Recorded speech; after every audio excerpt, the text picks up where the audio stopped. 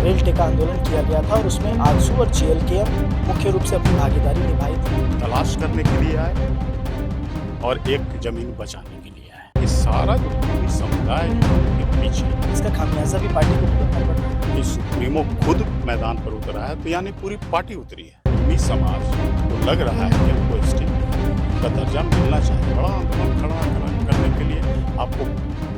बड़ा चेहरा, बड़ा नेतृत्व जिसकी बात सब माने। 1950 के आसपास में जो उनको दर्जा था उससे हटा करके और फिर ओबीसी। झारखंड की राजनीति में इन दिनों कुर्मी कुर्मी वर्सेस आदिवासियों के बीच का विवाद लगातार बढ़ता जा रहा है। दरअसल कुर्मी समुदाय एसटी सूची में शामिल करने की मांग को लेकर लगातार अपनी आवाज बुलंद कर रहे हैं और इसी का नतीजा था कि 20 सितंबर को कुर्मी समुदाय के द्वारा रेल टेका डहर छेका आंदोलन किया गया और इसका असर झारखंड, उड़ीसा और पश्चिम बंगाल के कई राज्यों में देखने को मिला है। बात राजधानी रांची की करें तो राजधानी रांची में भी इसका व्यापक तौर पर असर देखने को मिला था। लेकिन दूसरी ओर 20 सितंबर को ही आदिवासी संगठन के जो लोग थे उन्होंने राजभवन के समक्ष धरना प्रदर्शन किया था। यह तो हो गई 20 सितंबर की बात, लेकिन इस आंदोलन में एक मुख्य बात ये रही कि कुर्मी समुदाय के जो रेल टेका आंदोलन था उसमें आजसू और जेएलकेएम के कई बड़े नेताओं ने मुख्य रूप से भागीदारी निभाई थी। और एक तरफ से ये कहना अब गलत नहीं होगा कि कुर्मी के द्वारा जो पार्टी है उस जेएलकेएम और आजसू पूरी तरीके से कुर्मी पार्टी धीरे धीरे बनती जा रही है और इसका खामियाजा भी अब लगातार इन दोनों पार्टियों को हो रहा है, क्योंकि कई ऐसे जो पुराने आदिवासी लीडर थे इस पार्टी में वो लगातार छोड़ रहे हैं। फिलहाल इन तमाम मामलों के साथ हम बातचीत करेंगे खबर मंत्र डिजिटल के संपादक राजेश सर से और जानेंगे कि जो आंदोलन अभी झारखंड में ये चल रहा है इसके नेतृत्व को देखते हुए और आने वाले दिनों में यह आंदोलन कितना बड़ा रहेगा। सर, सबसे पहला सवाल तो ये रहेगा कि जिस प्रकार कुर्मी समुदाय के द्वारा रेल टेका आंदोलन किया गया था और उसमें आजसू और जेएलकेएम मुख्य रूप से अपनी भागीदारी निभाई थी, लेकिन अब धीरे धीरे इनका खामियाजा भी भुगतना पड़ रहा है। देखिए, मुख्य रूप से सही बात है, आपने कहा कि इस आंदोलन में जो कुर्मी जाति को एसटी में शामिल करने की मांग को लेकर के पूरे झारखंड में जो भी आंदोलन हुए और रेल टेका डहर छेका के नाम से ये आंदोलन चला, तो उसमें मुख्य रूप से जो खुल करके जो सड़क पर उतरे या कह लें कि रेल टेका था आंदोलन का नाम, तो रेलवे ट्रैक पर उतरे, खुल करके आए, उसके सुप्रीमो आए। तो उसमें थे आजसू के सुप्रीमो और जेएलकेएम के सुप्रीमो जयराम महतो। ये लोग खुल करके सामने में आए और इसमें मैं तो ये कह सकता हूँ कि एक जमीन तलाश करने के लिए आए और एक जमीन बचाने के लिए आए, ये कहा जा सकता है। चूंकि एक राजनीतिक रूप से देखा जाए तो ये जो आंदोलन है ये कहीं ना कहीं वो राजनीतिक रूप से उसको उस नज़रिए से इन लोग मतलब जो है कि मैदान पर उतरे।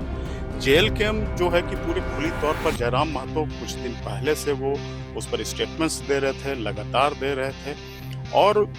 मतलब आंदोलन के लिए एक बड़ा आंदोलन खड़ा करने के लिए लोगों को प्रेरित भी कर रहे हैं, है ना। और उसका नतीजा जब हुआ कि सारा जो कुर्मी समुदाय जो उनके पीछे, उनके इस आह्वान के पीछे जाते दिखना शुरू किए, तब मुझे लगता है, ऐसा लगता है कि सुदेश जी को भी लगा कि नहीं, अगर मैं इसका अगर हिस्सा नहीं बनूं या मेरी पार्टी इसका हिस्सा नहीं बने तो उनकी जमीन खिसक जाएगी पूरी तरह से। वैसे भी 2024 के चुनाव में जो चुनाव परिणाम आए तो किसी तरह से आजसू पार्टी ने अपनी इज्जत बचाई, एक सीट हासिल करी। तो फिर लगा कि अगर इस आंदोलन का हिस्सा नहीं बनेंगे तो शायद 2029 तक हम पूरे तरह से साफ हो जाएंगे। चूंकि उनका जो बेस वोट है वो इसी समुदाय से आते हैं, इसीलिए ये अब तक तो छुपा हुआ था, ये चीजें छुपी हुई थी। एक बतौर राजनीतिक पार्टी के रूप में आजसू जाना जाता था, लेकिन इस आंदोलन में ये चिन्हित हो गया कि भाई ये एक किसी खास विशेष समुदाय की पार्टी है और उसकी जो जमीन है, जो मोस्टली जो उनकी सीटें जो है, जो पहले भी जीते थे, मैक्सिमम सीटें जितना भी थे तो मैक्सिमम सीटें भी इन्हीं क्षेत्रों से आए थे। और पिछले 1-2 चुनाव के बाद से वो इन सीटों से भी लगातार वो तब उनका हार रहे हैं। स्थिति है कि सुप्रीमो खुद हारे हुए हैं, तो एक सीट मात्र बचा है अब वो भी चला जाएगा, ये सोच करके इन लोगों ने पूरी तरह से इस आंदोलन में अपने आप को मैदान में उतारा। सर, इस आंदोलन में भले ही अपने मैदान में उतारा, अज्जू और जेएलकेएम के सुप्रीमो ने खुद मैदान में उतारा, लेकिन इसका खामियाजा भी पार्टी को भुगतना पड़ा। हाँ बिल्कुल, जब ये लगा कि भाई एक खास विशेष के लिए अगर सुप्रीमो या पार्टी के नेता अगर उसके पक्ष में खड़े होकर के बात कर रहे हैं, तो जो दूसरा पक्ष है या जो उसमें एसटी समुदाय के जो भी नेता कार्यकर्ता लोग शामिल थे, उनको भी लगा कि अगर हम यहाँ रह करके और इस पार्टी में रह करके चूंकि सुप्रीमो खुद मैदान पर उतरा है, तो यानी पूरी पार्टी उतरी है, तो कहीं ना कहीं वो भी अपना चेहरा बचाने के लिए कि कहीं ना हम पर दाग लगेगा कि भाई कुर्मी जाति को लेकर के अगर वो एसटी का दर्जा लेकर के मांग को लेकर के अगर वो लोग आंदोलन कर रहे हैं, उसका हिस्सा अगर हम भी बनेंगे तो हम अपने समुदाय में बदनाम हो जाएंगे। तो वो लोग धीरे धीरे छोड़ने लगे अपने राजनीतिक अस्तित्व को बचाने के लिए, और उसका खामियाजा हुआ कि पार्टी से जेएलकेएम से भी बहुत लोगों ने पार्टी को छोड़ा, मतलब एसटी जितने भी समुदाय के जो नेता लोग थे, और उसी तरह से आजसू के लोगों ने छोड़ा। सर, ये तो हो गई रेल टेक आंदोलन की बात, लेकिन उसी दिन और एक तस्वीर देखने को मिली थी, चूंकि राजभवन के समक्ष आदिवासी समुदाय के द्वारा विरोध प्रदर्शन किया जा रहा था, लेकिन इस आंदोलन में किसी भी आदिवासी विधायक, मंत्री, इवन मुख्यमंत्री तक का भी बयान इस पर सामने नहीं आया। देखिए, ये एक कुर्मी समुदाय के द्वारा उठाया गया एक मांग है, और इसमें सिंपल जो खास करके बीजेपी हो, जेएमएम, कांग्रेस हो, या और भी जो राजनीतिक बड़े राजनीतिक दल हैं, तो बड़े राजनीतिक दल जो है वो किसी सुप्रीमो से नहीं चलता है, वो संगठन है। संगठन में कई पदाधिकारी होते हैं, उसमें विचार विमर्श होता है, तब निर्णय लिए जाते हैं, तब फैसले लिए जाते हैं, और जब आंदोलन एक तय होता है तो उस आंदोलन की रूपरेखा तैयार होती है, उस पर प्रॉपर प्लानिंग होती है। आप इसमें देखें कि इसको लेकर के सिर्फ एक आह्वान था, और फिर वहाँ से शुरू हुआ, देखा देखी वो भी उतर गए, वो भी उतर गए। ये नेतृत्वहीन आंदोलन है, और जो ये बड़े संगठन है वो बहुत चीज़ों पर सोच विचार करके फैसला लेते हैं, और ये फैक्ट है, ये पूरी तरह से मामला कॉन्स्टिट्यूशनल है, संवैधानिक है। इसके नियम बने हैं, या इससे पहले भी जो बने वो नियम के तहत बने, और फिर उस पर कुछ संशोधन हुआ, या फिर बाद में उसकी जो कमेटी है उसने विचार किया, केंद्र सरकार को लगा इसको शामिल किया जाना चाहिए, उन्होंने उस प्रक्रिया को निभाते हुए उसको शामिल किया, और उनको लगा कि नहीं, इसको हटाना चाहिए, तो उस प्रक्रिया के तहत जो है वो प्रक्रिया सारा करके अब फिर किसी को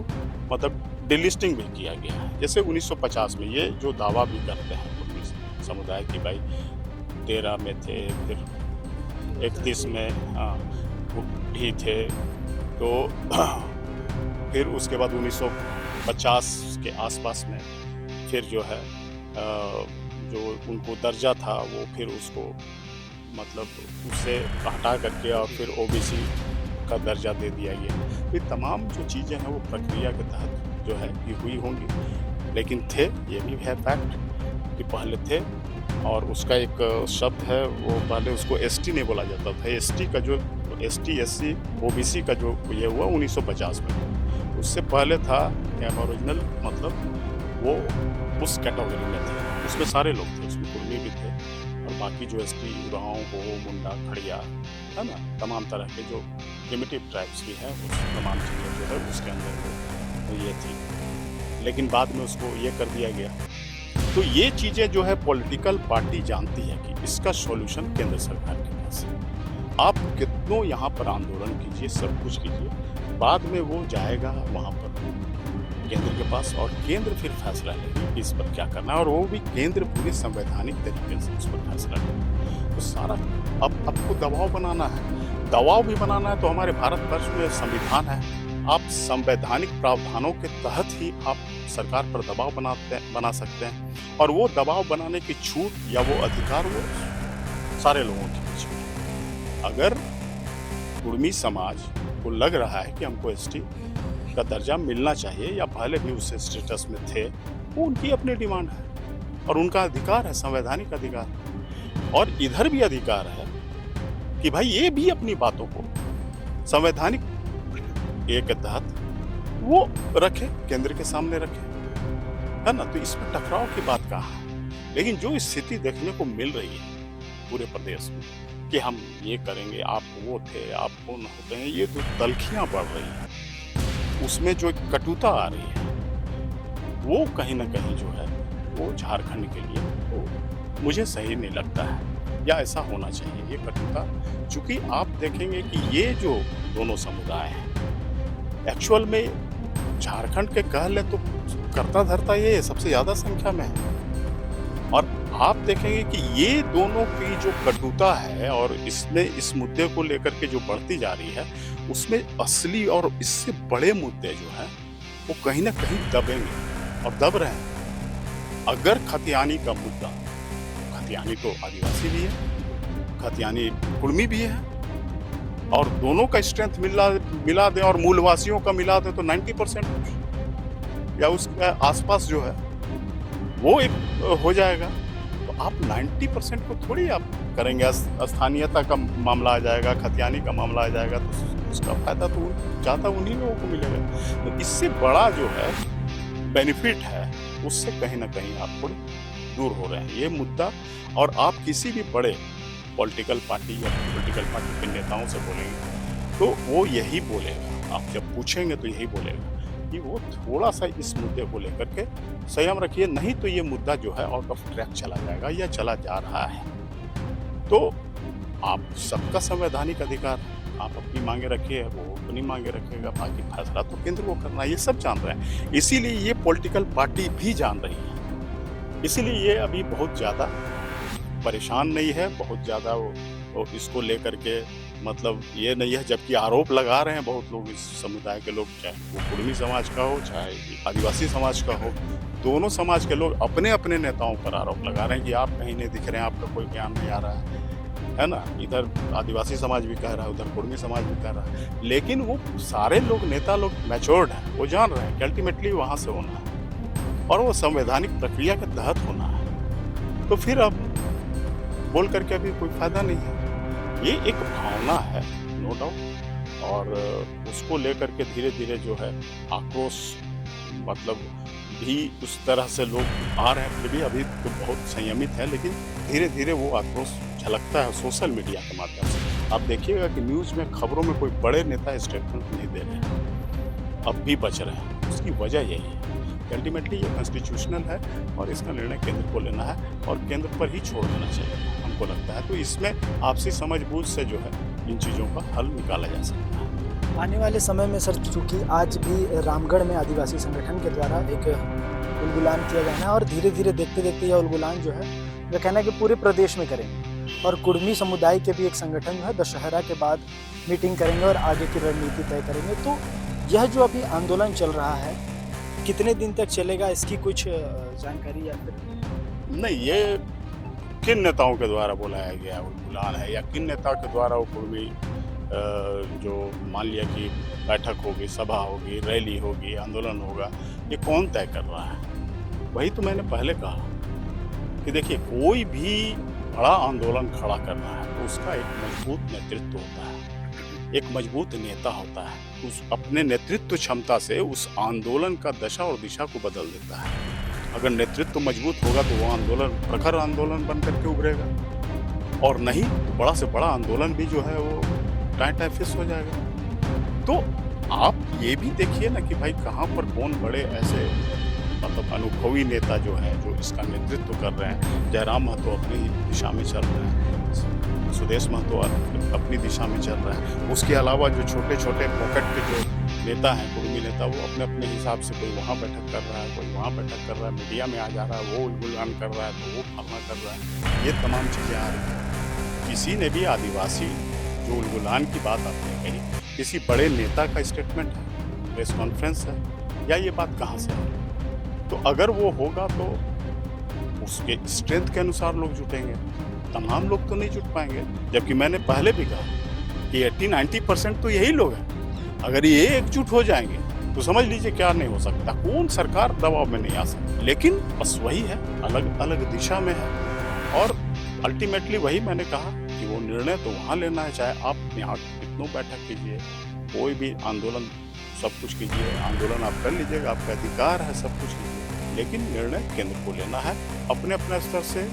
लोग संवैधानिक दायरे में रहते हुए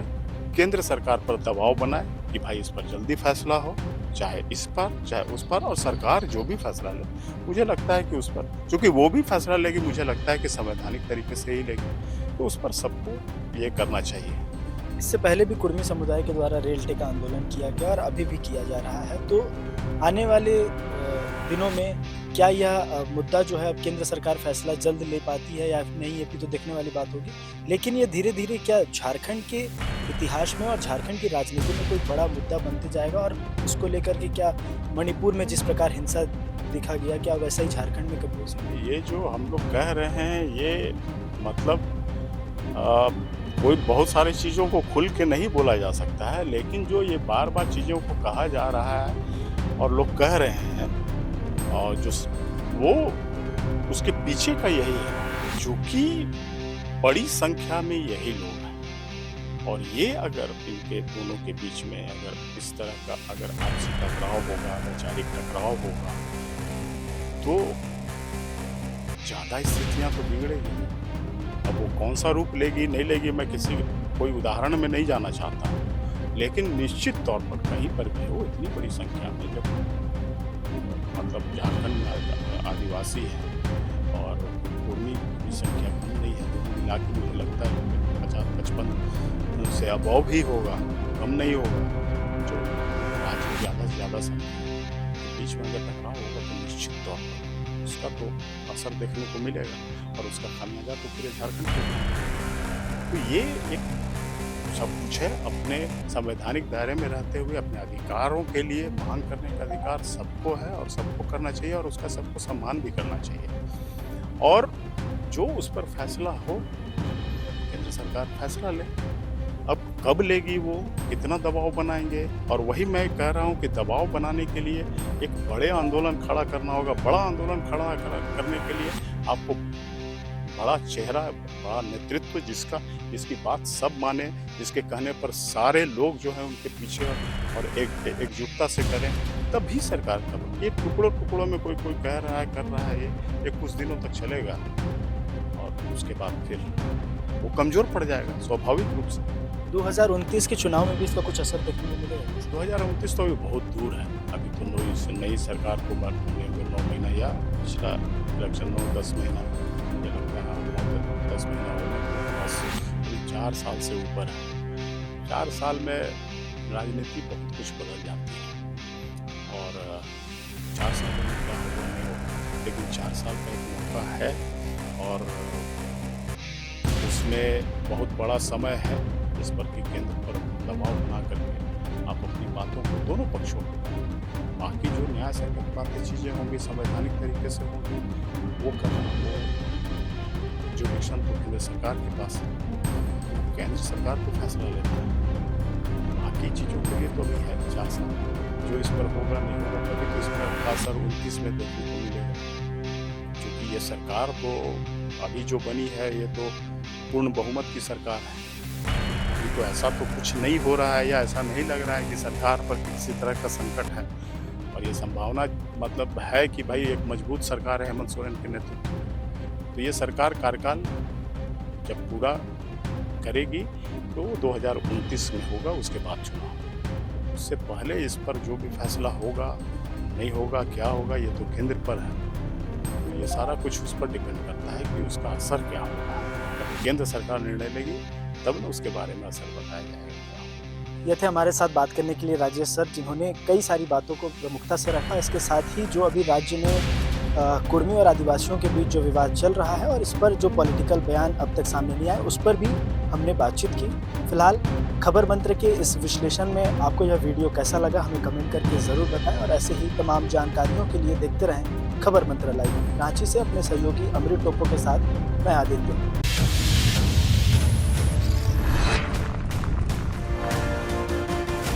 खबर मंत्र लाइव, सबकी बात सबके साथ।